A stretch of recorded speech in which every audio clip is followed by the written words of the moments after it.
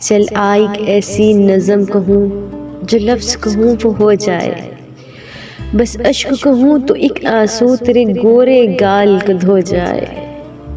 میں آہ لکھوں تو آ جائے، میں بیٹھ لکھوں تو آ بیٹھے، میرے شانے پر سر رکھے تو میں نیند کہوں تو سو جائے۔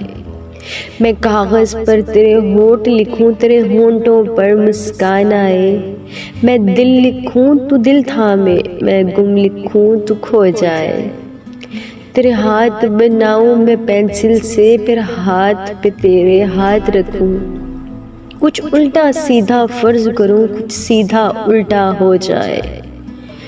میں آہ لکھوں تو ہائے کرے، بے چین لکھوں بے چین ہو تو، پھر بے چین کا بے کاٹوں، مجھے چین ذرا سا ہو جائے۔ ابھی عین لکھوں تو سوچے مجھے، ابھی عین لکھوں تو سوچے مجھے، پھر شین لکھوں تیری نیند اڑے۔ جب کاف لکھوں تجھے کچھ کچھ ہو، جب کاف لکھوں تجھے کچھ کچھ ہو، میں عشق لکھوں تجھے ہو جائے، میں عشق لکھوں تجھے ہو جائے۔